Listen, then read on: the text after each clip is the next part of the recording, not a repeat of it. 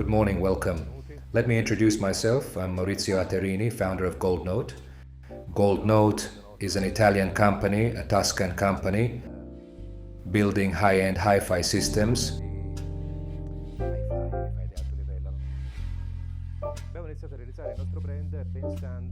From the very beginning, we wanted to create something different, something innovative. So we started thinking differently. We started studying, sampling records, analyzing what was actually engraved into the disc, not just the generic musical message, but what was really there. And that's where this journey began, a journey we describe simply for clarity and immediacy as an inversion of paradigm. Those samplings led us to our first major realization, equalization curves. And there we entered another paradigm shift, one we embraced right at the beginning of Gold Note's history. We reintroduced something that already existed in the past, but had later been erased, flattened by the idea that only RIAA existed. RIAA, the Record Industry Association of America standard, became dominant from the late 1950s onwards. But the truth is, it was never clearly defined. There was never a universal agreement. Think about it. Why would a company like Decca, one of the biggest giants in the industry, until the late 1990s, suddenly throw away all their equipment, all their hardware, simply because someone, nobody even knows exactly who, decided that from the late 50s onwards, only the RIAA curve existed? It's counterintuitive to believe every label followed RIAA in exactly the same way. So we started studying this world, at first with just a few curves, then developing further and further until we created the PH1000, which is really at the heart of the experience we want you to have today. It's a phono stage capable of reproducing virtually any equalization curve, either through preset curves or through fully manual adjustment if you want to go deeper.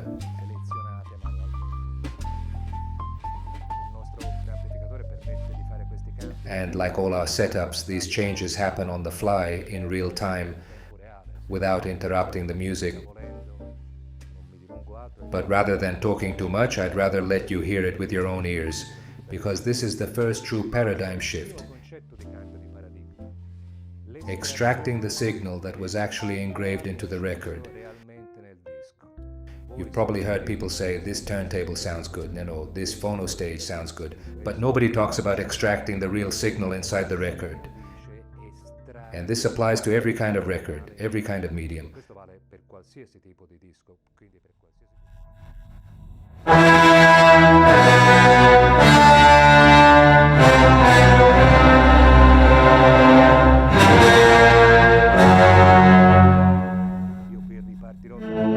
now going to restart from the beginning so you can hear the difference between the real cutting curve and the supposedly universal RIAA curve.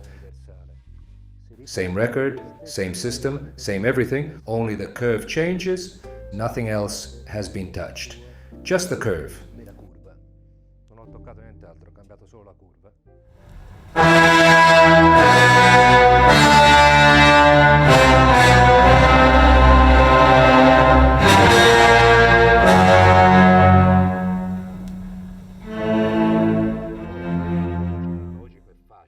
Now, in the analog world, this process is relatively straightforward. In digital, it becomes much harder. That's why musical sampling became even more important for us. Understanding what sits behind the music, understanding how the artist recorded, how the music was captured, how it was pressed. You've probably heard this track before, and maybe even on your own system. When you go home, listen to it again. Quizás, quizás, quizás. A legendary Cuban song from the early 20th century, recorded at the Havana Recording Studios, a beautiful studio filled with incredible equipment. All the samples we studied came from recordings where we could actually understand how the records had been made.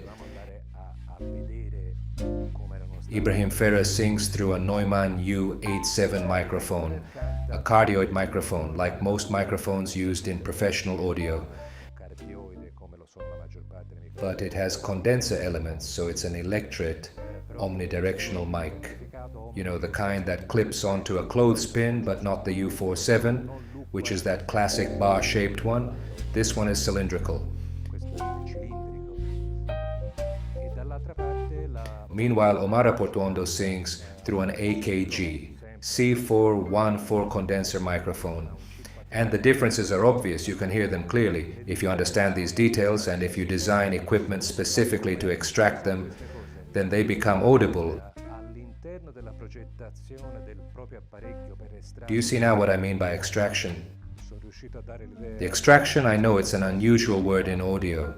People don't normally use it. But that's the key word. That's the magic word.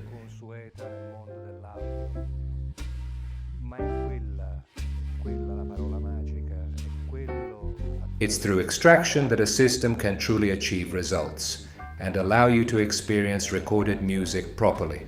I've used this term before, which is a bit pompous, but not because it's pompous, but because it's correct in the cultural sense of the term. It's anthropological.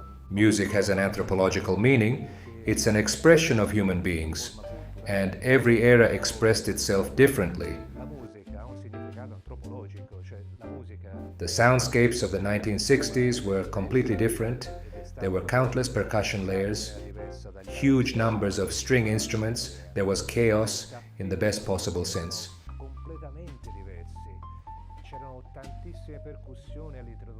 That chaos was part of the culture of the time, and those records are supposed to sound like that. If you reproduce them with ultra-modern hyper-detail and exaggerated loudness, like much of today's music, there would be no cultural coherence left. That's why I use the word anthropological.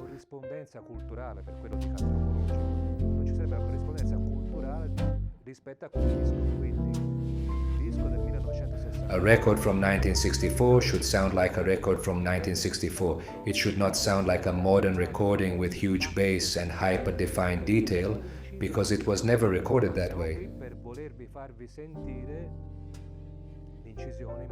We are here to let you hear the recording correctly, not an imagined version of it, because if reproduction becomes tuning, correction, or manipulation, then you never really know whether what you're hearing is what the artist intended or not.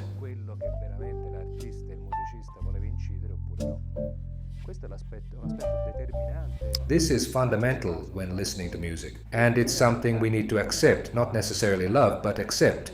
Culture evolves. Human culture changes. It doesn't become better or worse, it simply changes. I'm not saying today is better, I'm saying today is different, and we must accept that difference for what it is. This journey is far more interesting than simply saying, listen to how good the system sounds without any real reference point. That's what sampling means to us, it gives us references. Can we hear that it's really a Martin D3-5 guitar? Not sure. Then we modify the circuit, we redesign the architecture, we keep refining the system until it reveals that truth, because ultimately that's why we are here, to hear the truth, not the sweetened version of music.